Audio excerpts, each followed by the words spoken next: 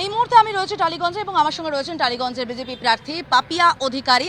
পাপিয়াদি, প্রথমে কতগুলো বিষয় একটু জানতে চাইবো। আজকে সুপ্রিম কোর্টের একটা কড়া পর্যবেক্ষণ আছে, যেখানে সুপ্রিম কোর্ট বলছে বাংলা এমন একটা রাজ্য যেখানে বারে বারে গন্ডগোল হচ্ছে এবং এজি যখন বারবার সওয়াল করার চেষ্টা করছিলেন যে যেন ইসিআই প্রবল না হয়ে যায়, তখন বলছে আমরা কী ভাবেন, আমরা খোঁজ রাখি না?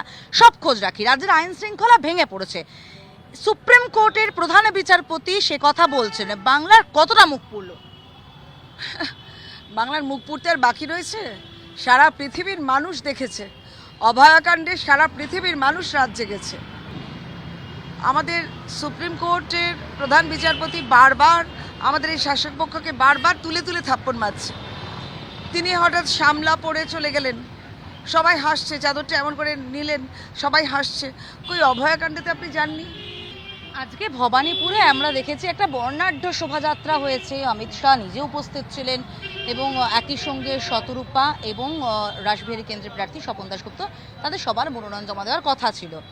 শুভেন্দু অধিকারীকে নিয়ে গিয়ে অমিত শাহ মনোনয়ন জমা দিলেন, কিন্তু পথের মাঝে আমরা দেখলাম তৃণমূলের গুন্ডামির ছবিটা। কেন ভয় পেয়েছে তৃণমূল? একদম ভয় পেয়েছে, থরথর করে কাঁপছে। কারণ ওরা জানে ওরা হারবে, প্রতিটি জায়গায় হারবে। আমি বললাম প্রতিটি জায়গায় হারবে, কারণ আমি তো ঘুরে বেড়াচ্ছি, আমি তো মানুষকে দেখছি, মানুষ কিভাবে রিয়াক্ট করছে। আর এক একটা জায়গায় জানো তো এইরকম করছে, এইরকম করে, মানে কথাও বলছে না, এত আতঙ্কগ্রস্ত। তারপরে তুমি জানো না, আমি বাঁশডোরি পুরো ঘুরে বেড়াচ্ছি, সেখানে রূপকার এই বড় বড় কাট আউট আমার তো সমস্ত সব ছিঁড়ে ফেলেছে। আমার হোর্ডিং, আমার ব্যানার, আমার ঝান্ডা, আমার পোস্টার, সব কিচ্ছু নেই। দেওয়াল লিখন সাদা করে দিয়েছে।